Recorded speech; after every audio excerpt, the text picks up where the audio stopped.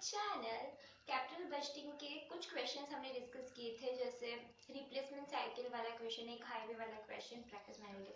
अभी जो इस डिस्कशन में लेने वाले, इस डिस्कशन में सारे कैपिटल बजटिंग के मेन कॉन्सेप्ट खत्म कर देंगे हम, और कैपिटल बजटिंग चैप्टर ही खत्म कर देंगे। सबसे फर्स्ट तो हम कैलकुलेट करेंगे वो एक गोल्ड माइन वाला क्वेश्चन, एक ड्रिलिंग नॉट ड्रिलिंग वाला क्वेश्चन, उसके अलावा सेंसिटिविटी, IRR और इन्फ्लेशन रेट और हिलर्स मॉडल। ठीक है, तो ये कुछ कॉन्सेप्ट्स है जो इस लेक्चर के लिए मैंने रखे हैं।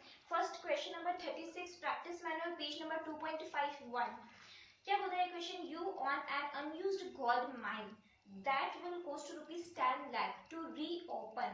If you open the mine, you expect to be able to extract 1000 ounces for each of the 3 years. 3 साल के टाइम में बोला है, ठीक है। After that, he deposit will be exhausted. After that, the deposit exhausted in gold price is currently, अभी कितनी है? 5000 है।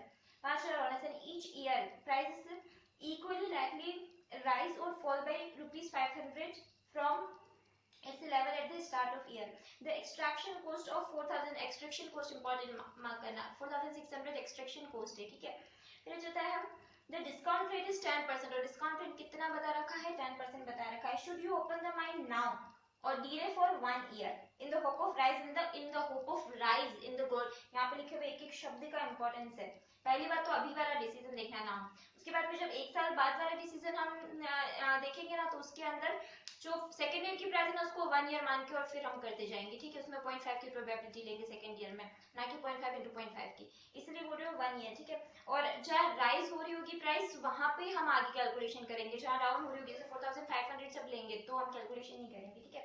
फिर सेकंड बता रहा है what differences would it make to your decision if you could costlessly but irreversible shut down the mine at any stage. जब किसी भी स्टेज पे बंद कर सकते हैं, मतलब जैसे प्राइस कम होगी हम बंद कर देंगे। Show the value of the abandonment option, तब हमको अबैंडोनमेंट ऑप्शन की वैल्यू भी बतानी है, ठीक है। तो सबसे पहले इन सभी क्वेश्चन को पढ़ते हुए टेबल रेडी कर लेते हैं हम लोग। बहुत ही क्विकली मैं इसका सोल्यूशन करने वाली हूँ। सबसे फर्स्ट यहाँ पे 5000 है, ठीक है।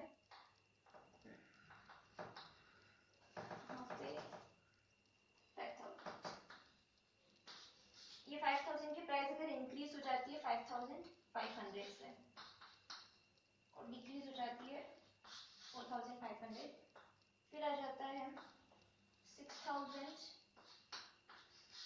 और 5000, फिर 6500, 5500, 5500,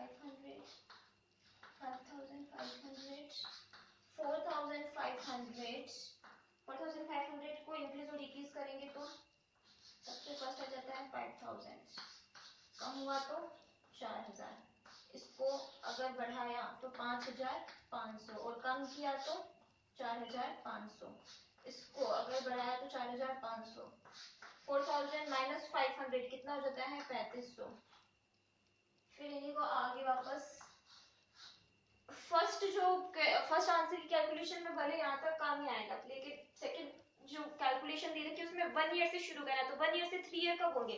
जब 4th ईयर का भी फिगर लेंगे तब होंगे, तो इसीलिए इसको 1 मानेंगे। फिर यहाँ से अगर शुरू होगा तो इसको 1 मान के, इसको 2 मान के, इसको 3 मानेंगे तब, ठीक है ना। इसीलिए ये भी आइडिया लिख लेते हैं। यह आ जाता है 7000, यह आ जाता है 6000, फिर आ जाता है 6000, 5000, 5000, 4000, 5500, 6000 और ये 5000। इसमें अगर इंक्रीज किया तो 5000 और डिक्रीज किया तो कितना आ जाएगा? 4000। इसमें अगर इंक्रीज किया तो 6000 और डिक्रीज किया तो 5000। फिर इसमें इंक्रीज किया तो 5000, डिक्रीज में 4000, फिर इसमें इंक्रीज किया तो 5000, डिक्रीज में 4000, और फाइनली इसमें जरूरत तो नहीं पड़ेगी बच्चे को, ठीक है। ये सब मैंने लिखा। अभी सबसे पहले 4600 लेस करके इन सब की वैल्यू कैलकुलेट कर लेते हैं। यहाँ पे कितनी वैल्यू आएगी? 4600 में से लेस करो 5500, 4600 को, तो यहाँ पे आ जाएगा 4600 में से ये आ जाएगा 900, यहाँ पे -100, यहाँ पे 4600 लेस होता है तो 1400, यहाँ पे आ जाएगा 4600 लेस होता है तो 400, यहाँ पे आ जाएगा 400, यहाँ पे आ जाएगा -600, यहाँ पे आ जाएगा 4600 ना तो 1400, 1900, यहाँ पे आ जाएगा 900, 900 -100,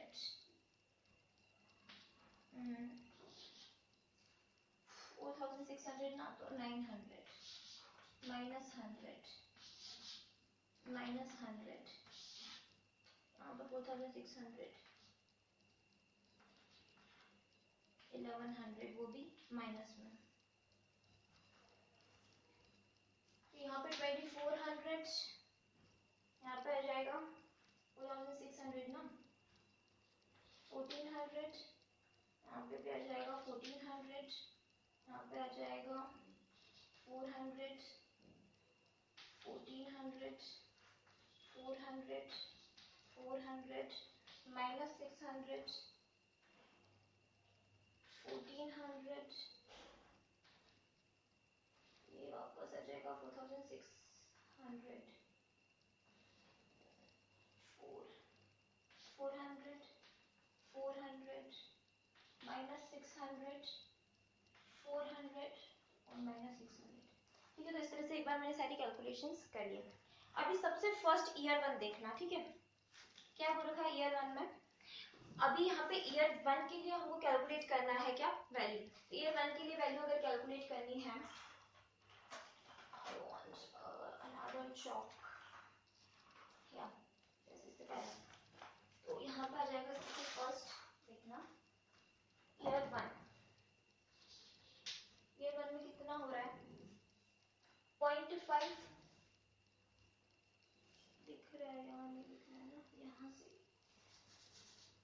ईयर 1 की कैलकुलेशन के लिए 0.5 मल्टीप्लाई करना 900, यहाँ पे देखो 900 और -100 कितना हो जाता है 400, ये आ जाता है 400, और 400 इंटू 1000 ऑनर्स है ना, तो ये कितना हो जाता है 4 लाख। ठीक है, फिर ईयर 2 के लिए 1444 -600, 0.5 इंटू 0.5, 0.5 इंटू 0.5 कैसे कर रही हो कैलकुलेशन, यहाँ पे देखो 0.5 इंटू 0.5 की प्रोबेबिलिटी आएगी। ठीक है, और फिर इसमें ऐड अपने को क्या क्या करना है 1400 प्लस 400 प्लस 400 और -600। ठीक है, तो यहाँ पे आ जाएगा, इन सबको कैलकुलेट करें ना 400 ही आएगा इंटू 1000, ये आ जाएगा 4 लाख। ठीक है, फिर ईयर 3 के लिए, ईयर 3 के लिए ये वाली सारी प्रोबेबिलिटी, ठीक है 1100 तक सारी प्रोबेबिलिटी के लिए सबसे पहले तो 0.5 इंटू 0.5 इंटू 0.5 करना है, 0.125 आ जाएगा। फिर इसमें देखना 1900 plus 900 plus 900 minus 100 plus 900 minus 100 minus 100 minus 1100। ठीक है, तो इसको पूरा सॉल्व करोगे तो यहाँ पे आ जाएगा अपने पास में 400 ही आएगा, या 32 तो मल्टीप्लाई बाय 125, 3200 मल्टीप्लाई 125 कर देना, आ जाएगा 400 इंटू 1000 ऑनर्स, ये आ जाएगा, तीनों में इतना ही आ रहा है। ठीक है, यहाँ तक तो ठीक है। अब इनको क्या करना है, अपने को एमपीवी लेकर आना है इनका। एमपीवी का फॉर्मूला क्या होता है, PV of cash inflow less PV of cash outflow. ठीक है, तो यहाँ पर कैश आउटफ्लो तो अपने को पता है कि 10 लाख है, स्टार्टिंग में क्वेश्चन में देखना 10 लाख बोल रखा है, 10 लाख बोल रखा है वो तो पता है। अब इसको पीवी ऑफ कैश इनफ्लो लेके आना है, मतलब इसको यहाँ पे 4 लाख और था, इसको और इसको, दो तीनों को क्या है पीवी पे लेकर आना है। पीवी पे लेकर आना है तो 4 लाख डिवाइड बाय 1.10 इसका पीवी फैक्टर है। ठीक है, इसको स्क्वायर 1 डिवाइड बाय 1.10 का मल्टीप्लाई करेगा 4 लाख से, फिर प्लस 4 लाख डिवाइड बाय 1.10 का square plus 4 lakh divide by 1.10 का स्क्वायर माइनस कर लो 10 लाख। तो फर्स्ट का अमाउंट कितना आ जाता है? फर्स्ट का अमाउंट आता है 5259 नेगेटिव, 5259 नेगेटिव में। ठीक है, यहाँ तक क्लियर है? ठीक है, ये तो सिंपल था, सबसे फर्स्ट वाला जो अमाउंट था उसमें तो कुछ था ही नहीं। ठीक है, अभी हम आ जाते हैं सेकंड पार्ट पे। इसी के सेकंड पार्ट में क्या है, अभी सेकंड पार्ट में देखना, यहाँ पे क्या बोल रखा है कि वो क्या करता है, एक साल बाद, एक साल डिले करता है प्रोजेक्ट को। ठीक है, और जहाँ पे प्राइस इंक्रीज हो रही है ना, वहीं पर ही उसको क्या करना है, आगे प्रोसेस करना है। प्राइस इंक्रीज हो रही है मतलब ये वाला जो पूरा काम है ये सब करना ही नहीं है, मतलब सेकेंड ईयर में ये वाली जो पूरी कैलकुलेशन हो रही है ना, वो सारी से कोई लेना देना नहीं, सिर्फ इस कैलकुलेशन से लेना देना। ठीक है, तो अब इससे कैलकुलेशन को करते हैं हम।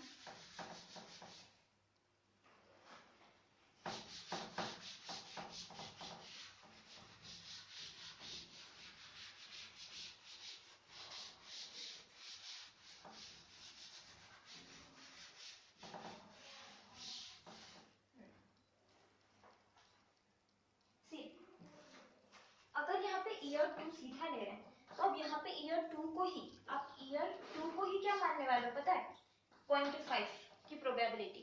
पहले जैसे ईयर 2 की 0.5 into 0.5 आ रही थी ना, वैसे इस बार 0.5 प्रोबेबिलिटी आ रही है ईयर 2 की, और इसको करना है 1400 और 400 से मल्टीप्लाई। तो 1400 प्लस 400 से 0.5 को मल्टीप्लाई कर देना, ये आ जाएगा 900 into 1000, कितना हो जाएगा 9 लाख। तो कुछ और दूसरा यूज करना चाहिए। ठीक है, फिर सेकंड में ईयर 3 0.5 into 0.5, और ईयर 3 के लिए 1900 900 प्लस 900 माइनस 100 कितना आ जाता है 3600। उसको मल्टीप्लाई कर रहे हैं अपन 0.25 से, तो कितना आ जाता है अपने पास में अमाउंट 900 into 1000, ये आ जाता है 9 लाख। ठीक है, देन फिर आ जाता है ईयर 3 0.5 into 0.5 into 0.5। अब यहाँ पे ईयर 3 के लिए ये देखो 2400 1400 2400 plus 1400 plus 1400 plus 400 plus 1400 plus 400 400 minus 600 plus 400 plus 400 minus 600, कितना आ जाता है 7200 इंटू 0.125, ये आ जाता है 9 लाख। ठीक है, ये तीनों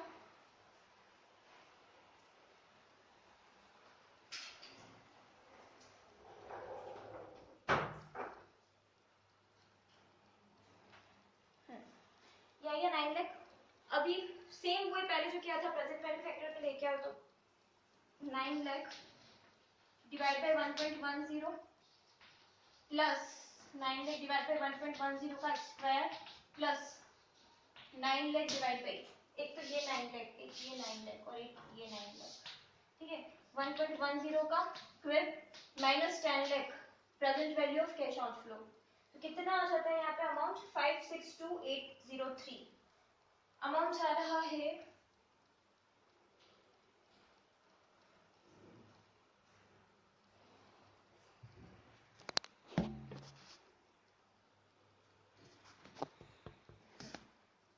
ये है। ठीक है, 9 लाख डिवाइड बाय 1.10 का स्क्वायर, 9 लाख डिवाइड बाय 1.10 का स्क्वायर, और यहाँ पे आ गया माइनस 10 लाख किया। ठीक है, तो इसका जो अमाउंट आ रहा है सेकंड का वो आ रहा है अपने पास में, यहाँ पे लिख लेती हूँ अमाउंट 562803, 562803।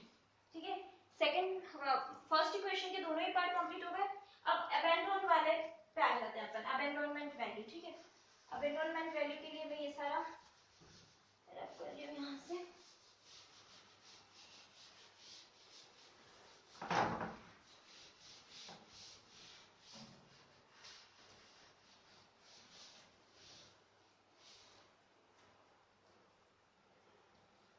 एनरोलमेंट वैल्यू के लिए क्या बोला है,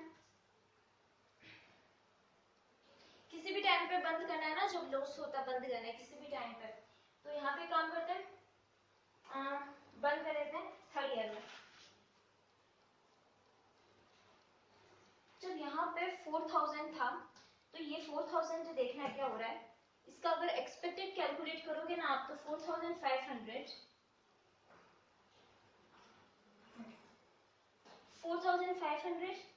प्लस 3500 डिवाइड बाई 2 करो, कितना होता है 4500 प्लस 3500 डिवाइड बाई 2 4000 होता है, ठीक है ना। मतलब वो क्या लॉस में जा रहा है तो इसको यहाँ तक चलने देंगे, जैसे यहाँ पे आएंगे रोक देंगे, क्या बोलेंगे कि नहीं। देखो इसका भी अगर एक्सपेक्टेड करोगे ना तो कितना आएगा 5500 प्लस 4500 डिवाइड बाई 2, 5000 आ रहा है, मतलब ज्यादा आ रहा है 4600 से, तो ये चलता रहेगा, ये चलता रहेगा, ठीक है। लेकिन यहाँ पे आके ये बंद कर देंगे, इसको बंद कर देंगे, मतलब ये और ये अराइज नहीं होगा।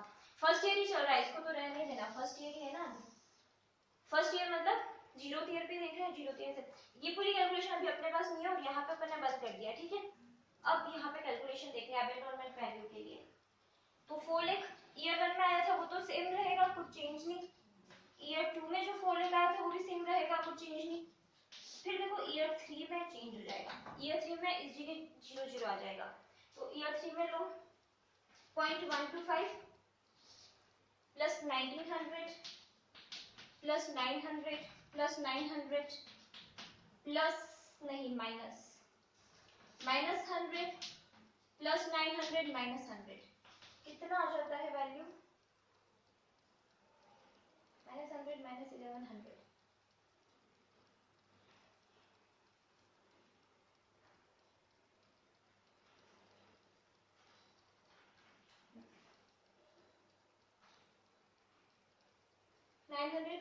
फिर 0 0 भी ले लेना, प्लस 0 और प्लस 0, ठीक है। तो ये कितना आ जाता है अपने पास में 550 इंटू कर दो 1000 होने से, तो ये आ जाएगा 5,50,000। यहाँ तक क्लियर है, ये 1900 लिया अपन ने, ये दोनों हटा दिए, ठीक है ना। फिर ये 550 है, ये 4 है, ये 4 है, अब 4 lakh divide by 1.10 plus 4 lakh divide by 1.10 का स्क्वायर प्लस 5,50,000 डिवाइड बाय 1.10 का 12 और माइनस 10 लाख। देखो कितना आता है अमाउंट, कैलकुलेट करो 107,438, ठीक है। क्या यही अबेंडोनमेंट की वैल्यू होगी? I want to know that it is the value of abandonment. मेरी क्या वैल्यू आई है अबेंडोनमेंट की, ये वैल्यू, तो क्या यही वैल्यू होगी अबेंडोनमेंट की, मैं ये पूछ रही हूँ। तो ऑब्वियसली यही वैल्यू नहीं होगी, क्योंकि अपने को जब शुरुआत में 0th ईयर पे अपन ने देखा था ना, 0th ईयर पे अपने को कुछ लॉस हुआ था, उस लॉस को भी ऐड करोगे ना, क्योंकि चलाएंगे तो लॉस होगा, ठीक है। तो लॉस होगा ना, उस लॉस को भी ऐड करोगे ना तो अबेंडोनमेंट की वैल्यू आएगी। ये प्रॉफिट होता तो क्या हो जाता है, इसमें से लेस हो जाता, ये भी कॉस्ट है वो लॉस भी कॉस्ट है, दोनों ऐड हो जाएंगे। प्रॉफिट होता तो उसमें से लेस हो जाता, तो कितना अपने को लॉस आया था, नेगेटिव फिगर आया था, नेगेटिव कितने का आया था अपने पास में 5259 का, 5259 का नेगेटिव आया था, तो कितना हो जाता है अमाउंट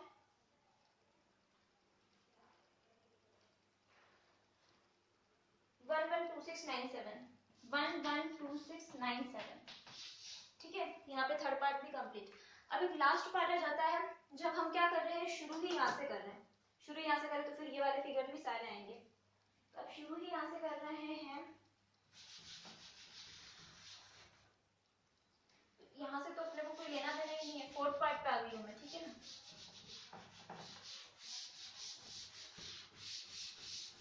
जब भी लॉस हो तभी बंद कर दो। अब मुझे बताओ यहाँ पे कब बंद करेंगे, कब लॉस होगा, कब प्रोबेबिलिटी की लॉस होगा। यहाँ पे देखो 4500 है ना, 5000 प्लस 4000 डिवाइड बाई 2 क्या हो रहा है 4500, जो 4600 से कम है, तो यहाँ पे अपन ने क्या कर दिया, बंद कर दिया, ठीक है। तो ये दोनों कैश फ्लोज नहीं आएंगे। फिर देखो इसकी प्रोबेबिलिटी, ईयर 1 में सेम 9 लाख रहेगा जैसा पहले था, ईयर 2 में सेम 9 लाख रहेगा जैसा था, सिर्फ ईयर 3 चेंज होगा।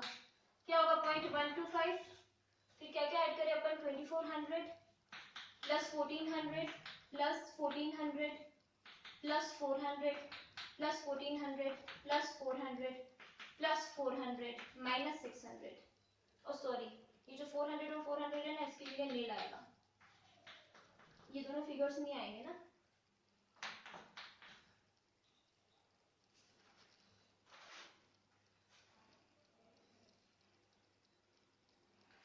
ठीक है, तो यहाँ पे कितनी वैल्यू आ जाएगी इसकी 925000, 925 इंटू 1000 ये आ जाएगा 925000।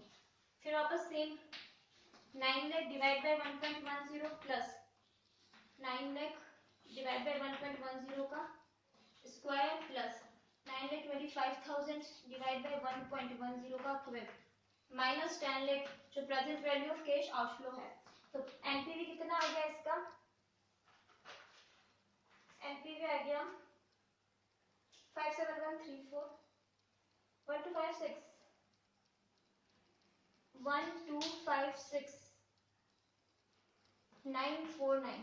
देखो इससे पहले वाला क्वेश्चन, इससे पहले जो था क्वेश्चन वो मैंने ऐसे तो मिटा दिया, लेकिन उसमें ये भी था कि ये जो है ना, नहीं इसी में जब सेकंड पार्ट हम कर रहे थे उसमें ये था कि ये जो है वो एक साल बाद वाला है, तो इसको 0th ईयर पे लेके आना है, तो इसको डिवाइड बाय 1.10 करके इसकी प्रेजेंट वैल्यू पे लेके आओ।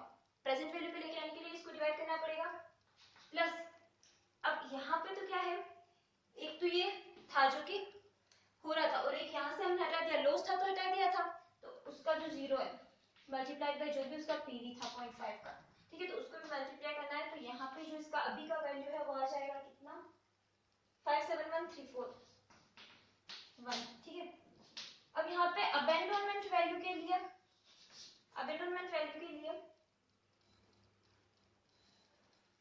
571341, अबेंडोनमेंट वैल्यू के लिए 562 जो पहले आ रहा था ना 562806 का वैल्यू उसको लेस कर देना, तो कितना आ जाएगा 8538 आ जाएगा, ठीक है। वो अबेंडोनमेंट वैल्यू उसमें से लेस होगा, पहले क्या किया था वो नेगेटिव था इसलिए ऐड कर लिया था, अब ये पॉजिटिव था तो लेस कर लिया। इसका जो आंसर है वो वैसे तो मैंने पूरा करवा दिया, लेकिन बाकी भी इसका जो आंसर है वो मैं डिस्क्रिप्शन में सेंड कर दूंगी, मेरा जो हैंड रिटन लिखा हुआ है, ठीक है। नेक्स्ट क्वेश्चन पे आ जाते हैं अपना, ये तो था कौन सा गोल्ड माइन वाला, अब आ जाते हैं अपन फ्रीज करें या नहीं करें वो वाले क्वेश्चन पे, ठीक है। ये जो बिग ऑयल वाला क्वेश्चन है वो पहले के प्रैक्टिस मैनुअल में तो था, लेकिन जो अक्टूबर 18 में अमेंडमेंट होके वापस नया प्रैक्टिस मैनुअल आया ना उसमें ये क्वेश्चन नहीं है, तो मैं क्वेश्चन रीड आउट कर रही हूँ, आप नोट डाउन कर लेना। क्वेश्चन क्या है, big oil is wondering whether to drill for oil is Westchester country the project prospectus is as follows. Prospectus में क्या बता रखा है, depth of the well feet 2000, अगर यहाँ पे अपन देखें 2000 फीट, ठीक है, तो यहाँ पे 2000 के लिए टोटल कॉस्ट कितना है, टोटल कॉस्ट बता रखा है 2000 के लिए 4 का, 4000 के लिए टोटल कॉस्ट कितना बता रखा है, 4 के लिए टोटल कॉस्ट बता रखा है 5 का, और 6000 के लिए टोटल कॉस्ट बता रखा है 6 का। क्यूमुलेटिव प्रोबेबिलिटी, प्रोबेबिलिटी क्यूमुलेटिव कितनी है, फाइंडिंग ऑयल की प्रोबेबिलिटी, फाइंडिंग ऑयल की प्रोबेबिलिटी क्यूमुलेटिव है 0.5, 0.6 और 0.7, ठीक है, 0.5, 0.6, 0.7। और present value of the oil if find, PV of oil अगर फाइंड होता है तो कितना है 10, 9 और 8। तो इस पूरे क्वेश्चन में ये समझ में आ रहा है कि ये तो है रेवेन्यू, ठीक है, क्योंकि ऑयल की कॉस्ट है, और ये है क्या कॉस्ट, वो भी क्यूमुलेटिव टोटल कॉस्ट है, और ये भी क्या है क्यूमुलेटिव प्रोबेबिलिटी है, ठीक है। तो अपने को क्यूमुलेटिव प्रोबेबिलिटी से सबसे पहले तो सिंगल प्रोबेबिलिटी पे जाना पड़ेगा, ठीक है। सिंगल प्रोबेबिलिटी पे जाने के लिए आंसर शुरू कर देती हूँ मैं, फाइंड आउट क्यूमुलेटिव, सबसे पहले आ जाता है क्यूमुलेटिव प्रोबेबिलिटी किसकी दे रखी है, फाइंडिंग की। कितनी कितनी दे रखी है, 0.5, 0.6 और 0.7। 0.5 किस पे दे रखी है, यहाँ पे सिंगल प्रोबेबिलिटी निकालेंगे, ठीक है। ये तो है 2000 के लिए, ये 4000 के लिए और ये है 6000 के लिए। और नॉट फाइंडिंग की प्रोबेबिलिटी नहीं दे रखी, लेकिन इसकी 0.5 है तो इसकी भी कितनी होगी, 0.5 ही होगी। और बाकी हम निकालते हैं, कैलकुलेट करते हैं। यहाँ पे देखो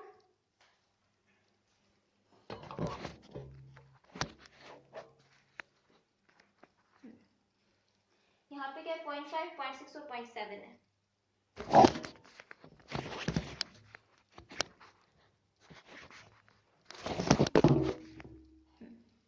0.5, 0.6 और 0.7 है, ठीक है। तो यहाँ पे इंक्रीमेंटल कितने से हो रहा है, 0.1, यहाँ पे भी 0.1 से।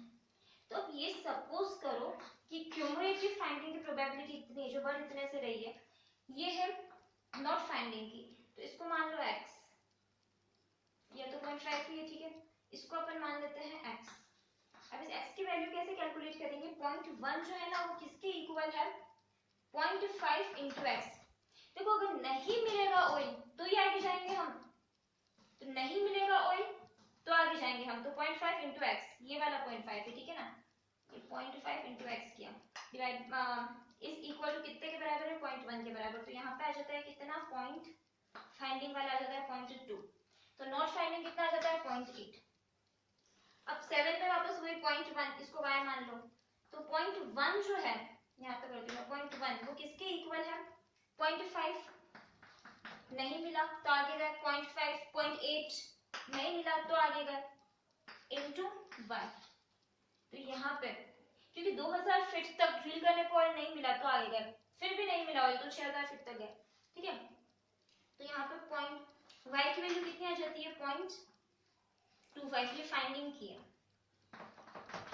तो नॉट फाइंडिंग कितनी हो जाएगी, 0.75। यहाँ तक क्लियर है, ठीक है। यहाँ तक समझ में आ गया। उसके बाद में अब अपने को खाली वैल्यूज ही कैलकुलेट करनी है, जो बहुत सिंपल है, पर वैल्यूज D3 से कैलकुलेट करेंगे। तो देखो सबसे पहले लास्ट वैल्यू कैलकुलेट होगी, D3, D2 और D1, ठीक है। D3 की वैल्यू के लिए आप देखना NPV, NPV 8 लेस 6, यहाँ पे देखो इसकी जो वैल्यू है 8 है, ऐड का रिवेन्यू है, और 6 की इसकी कॉस्ट लगी हुई है, ठीक है ना। तो 8 लेस 6 कितना आ गया, 2 आ गया। उसको इससे इसकी प्रोबेबिलिटी कितनी थी, 0.25। मैंने कहा था ना D3 फिर D2 और फिर D1 पे जाएंगे, तो इसीलिए सबसे पहले 6 से, ये रिवेन्यू है, ये कॉस्ट है, लेस क्या तो 2 आया, उसकी प्रोबेबिलिटी से मल्टीप्लाई कर लेते हैं, कितना आ जाता है, 0.5 आ जाता है। अब ये तो है 8 लेस 6, कॉस्ट कितनी लगी होगी, कॉस्ट लगी होगी 8 लेस 6 पे, कॉस्ट लगी होगी अपने को 5 की, नहीं 6 की, ये 6 की कॉस्ट है, 6 की कॉस्ट लगी, ठीक है। कॉस्ट 6 की लगी, उसको मल्टीप्लाई कर लेते हैं किसी से,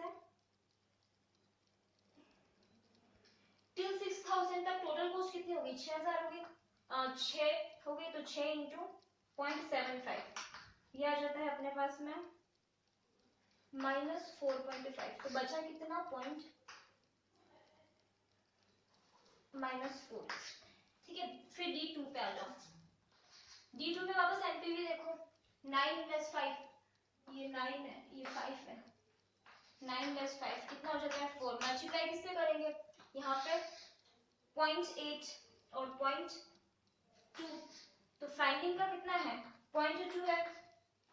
नॉट फाइंडिंग के लिए कॉस्ट कितनी लग चुकी है, कॉस्ट 5 की लग चुकी है, -5 इंटू 0.8, तो यहाँ पे कितना हो जाता है, 0.8 -4, 3.2, ठीक है। अब एक चीज और यहाँ पे समझने वाली ये है कि ये तो हमने आगे ड्रिल किया तो है, अगर आगे ड्रिल नहीं करते तो हम यहीं पर रुक जाते, आगे ड्रिल नहीं करते तो हम यहीं पर रुक जाते, तो यहीं पर रुक जाते तो कितनी कॉस्ट लगती अपनी, 5 की कॉस्ट लगती, 5 की कॉस्ट लगती, देखो ना यहीं पर रुक जाते हैं तो 5 की कॉस्ट लगती। और सेकंड D2 में हम यहीं पर रुक तो 4 की कॉस्ट लगती, आगे जाते ही नहीं, हम यहाँ से आ रहे थे, फिर यहाँ आए, फिर यहाँ आए, तो हम क्या यहीं पर रुक जाते तो 5 की कॉस्ट लगती, और आगे गए तो अपनी 4 की कॉस्ट लगी, ठीक है।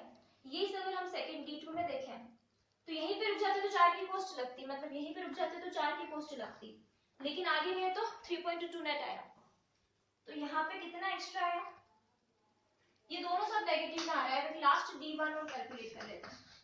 D1 के लिए देखो 10 माइनस 4 कितना हो जाता है 6 इंटू 0.5 और 4 की कॉस्ट है, ठीक है, इंटू 0.5 कितना आ जाता है यहाँ पे 0.3 0.2, यहाँ पे आ जाता है 2, तो ये प्लस में आ रहा है 1। अगर यहाँ पे नील कॉस्ट है, इससे पहले कुछ कॉस्ट है क्या, कुछ करते नहीं तो कुछ कॉस्ट नहीं लगती, तो ये नील है, तो यही क्या है पॉजिटिव है, तो D1 ही ऐसा है।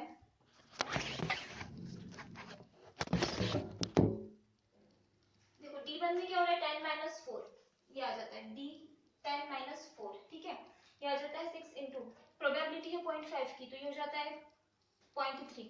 फिर अगर यहाँ पे कॉस्ट देखें 10 माइनस 4 तो एनपीवी था, अब कॉस्ट देखें तो 4 की कॉस्ट लग रही है, 4 की कॉस्ट इंटू 0.5 ये आ जाता है 0.2, ये आ जाता है 2, ये आ जाता है 3, माइनस किया तो ये आ जाता है 1। इससे पहले कोई कॉस्ट लग रही थी क्या, यहाँ पे कोई कॉस्ट नहीं लग रही थी, तो ये आ जाता है नील, ठीक है, तो +1 आ रहा है इसका फाइनल आंसर। तो इसका मतलब ये है कि आप क्या करो, ड्रिल करो ही मत, ठीक है ना, 2000 पे ही रुक जाओ, 2000 के आगे ड्रिल मत करो, फिर 2000 पे ही ड्रिल करने पे आपको पॉजिटिव आ रहा है, उसके बाद में सब नेगेटिव आ रहा है, D2 में D3 में, समझ में आया, ठीक है। ये वाला भी कॉन्सेप्ट हो गया। अब अपन आ जाते हैं कॉन्सेप्ट पे, वो है inflation, annual rate of inflation, ठीक है।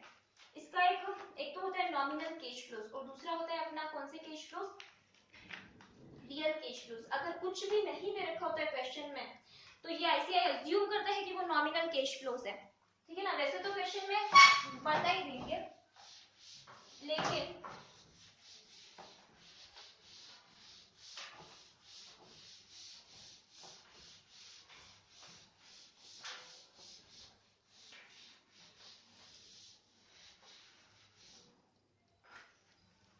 हाँ, अगर नहीं बताए तो क्या अज्यूम करके चलोगे कि वो क्या है, कौन से कैश फ्लोज है, नॉमिनल कैश फ्लोज, ठीक है।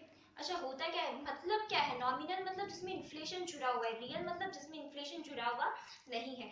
तो अगर ये लाइन लिख के बोले ना कि इसमें इन्फ्लेशन जुड़ा हुआ था तो समझ लेना कि वो नॉमिनल कैश फ्लोज की बात कर रहा है, ठीक है, इन्फ्लेशन जुड़ा है मतलब नॉमिनल कैश फ्लो की बात कर रहा है। अब हम ये पढ़ क्यों रहे हैं, हम क्यों पढ़ रहे हैं, क्योंकि इसमें क्वेश्चन है, देखना उसके साथ में मैं एक फॉर्मूला भी बता देती हूँ। फॉर्मूला क्या होता है, ध्यान से, 1 प्लस क्यों कर रही हूँ मैं, 1 प्लस ही करेंगे उसमें, क्योंकि ये 1 जो है स्टैंडर्ड, ऐसा मानते कि ये जो बेस है ना, बेस के अंदर वो ऐड हो रहा है, तो यहाँ पे 1 प्लस बेस है ये, ठीक है ना, इसमें ऐड हो रहा है क्या, nominal cash flow is equal to 1 plus real cash flow into 1 plus inflation rate,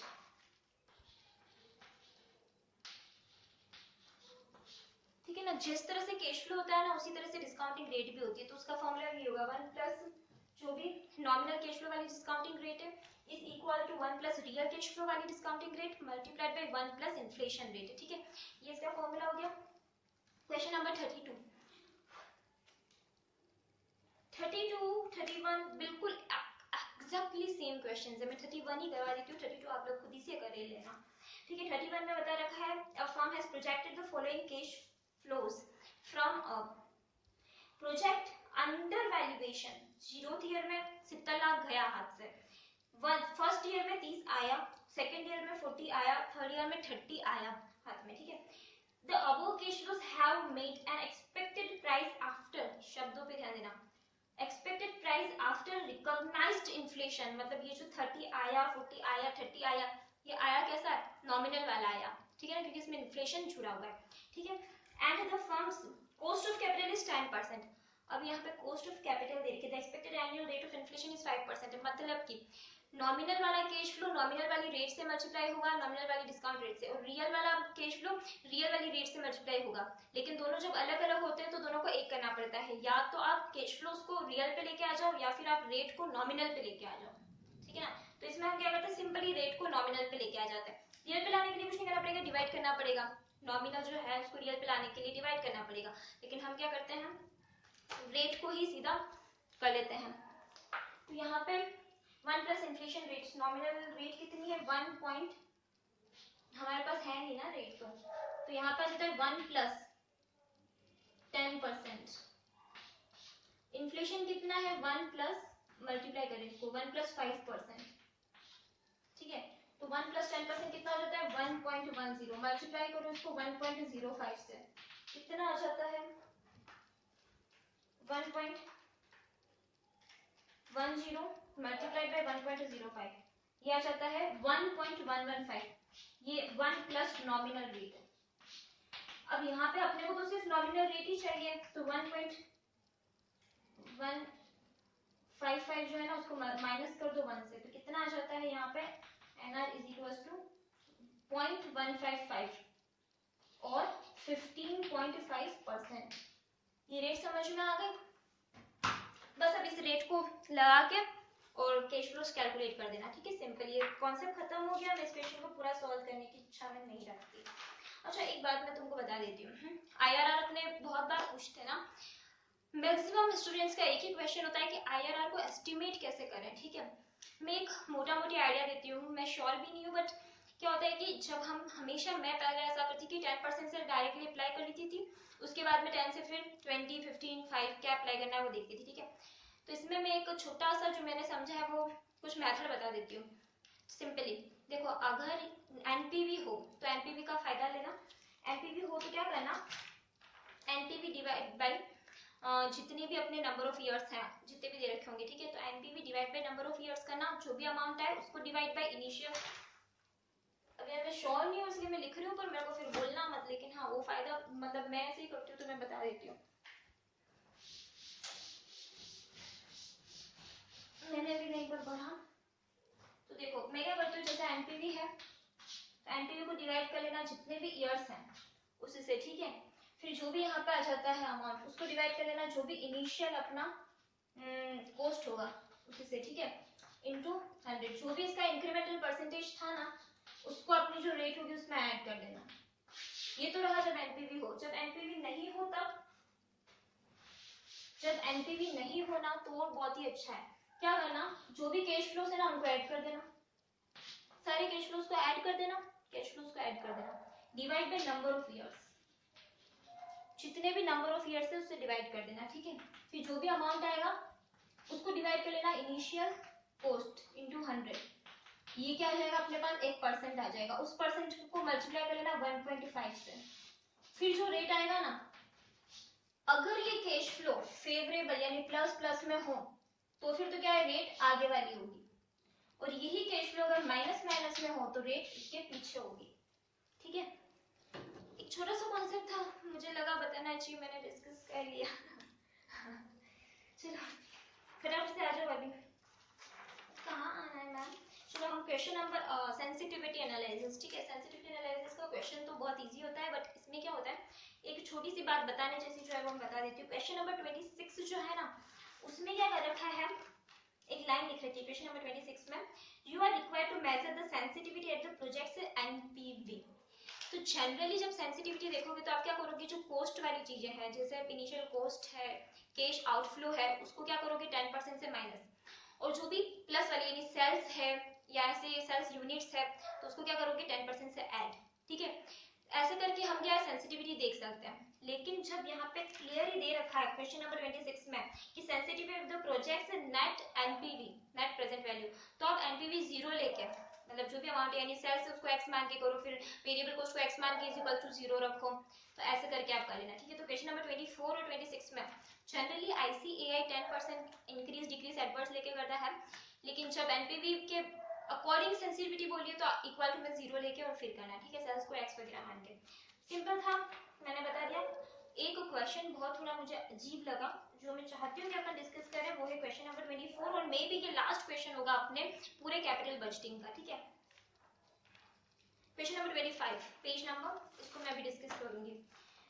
question number 25 page number 2.34 क्या होता है question? The easy going company limited is considering a new project with initial investment for a product survival. देखो ये last ही question होगा, इससे पहले मैं एक छोटा सा एक फॉर्मूला डिस्कस कर लेती हूँ। हीलर्स मॉडल, हीलर्स मॉडल में क्या होता है ना, वैसे तो वो फॉर्मूला सबको पता ही होगा, जो भी अपना x लेस बार x का स्क्वायर डिवाइडेड बाय 1 प्लस जो भी रेट दे रखी है, ठीक है, उसका अपने को स्क्वायर करना होता है।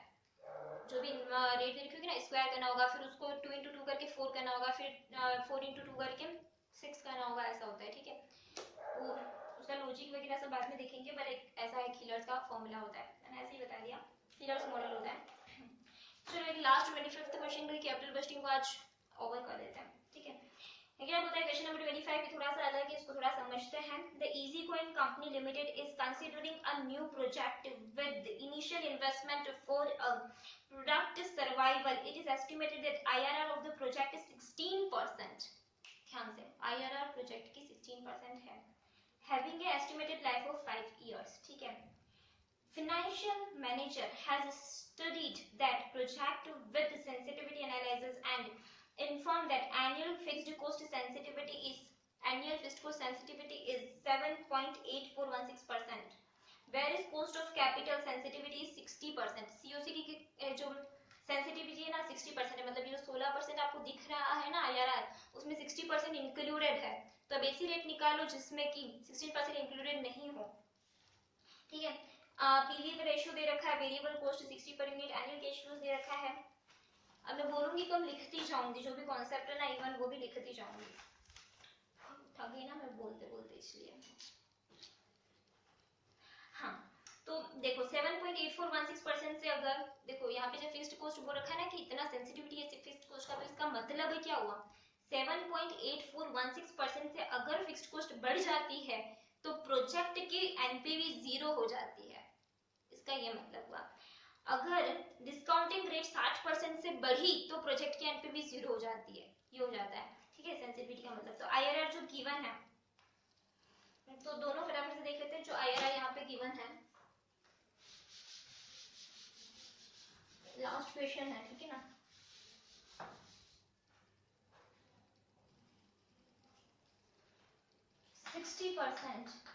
ये सेंसिटिविटी है, ठीक है। ये कैसे आई होगी, ये 16% जो है ना, ये नया वाला डिस्काउंटिंग रेट है, एक्स वाला डिस्काउंटिंग रेट कोई होगा जिसमें जोड़ा होगा अपन ने कुछ अमाउंट, ठीक है। वो कितना अमाउंट जोड़ा होगा और वो अमाउंट क्या होगा, तो ये पुराना वाला रेट, नया वाला रेट में से पुराना वाला रेट को माइनस करके डिवाइडेड बाय पुराना वाला रेट किया इंटू 100 किया, तो आ जाएगा 60%। तो यहाँ पे रेट आ जाएगा आपके पास 10%, ठीक है। इसी तरह से अपन फिक्स्ड कॉस्ट का भी देख लेते हैं। फिक्स्ड कॉस्ट कितना है,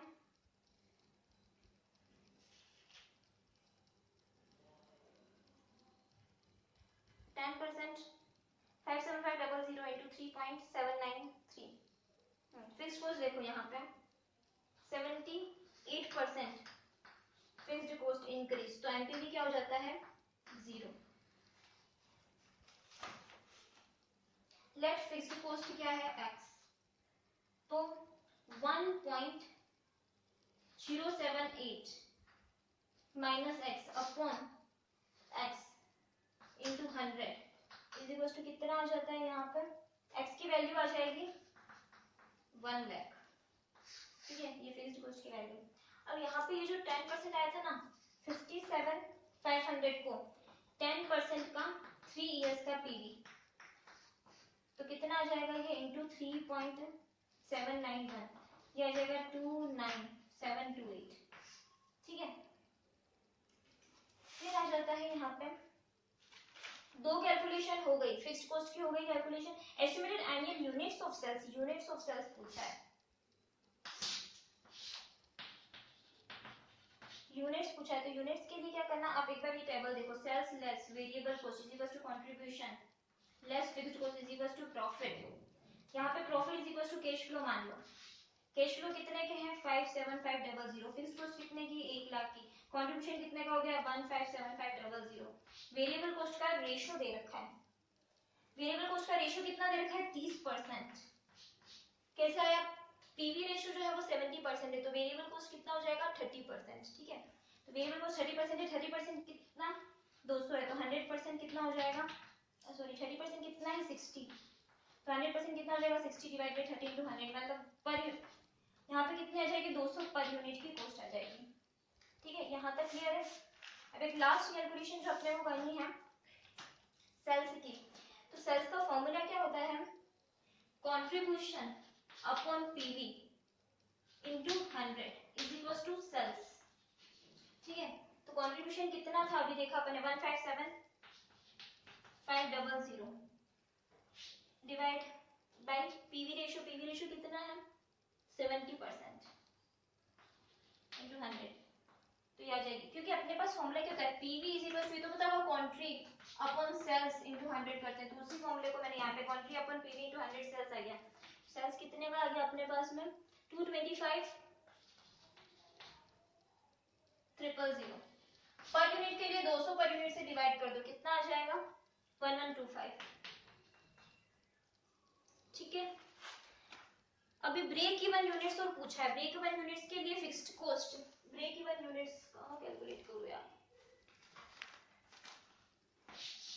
break even units fixed cost upon quantity per unit, fixed cost कितने की है 1 लाख, उसको डिवाइड कर लो, क्वांटिटी पर यूनिट कितने का है 140, यहाँ पे 200 था ना उसमें से 60 लेस कर दो 140, तो ये आ जाता है कितना 714 जो भी है। ठीक है, ये वाला अपना क्वेश्चन हो गया खत्म, उसके साथ में कैपिटल बस्टिंग का मैं अभी बाय बाय टाटा कर रही हूँ, bye bye and thank you very much.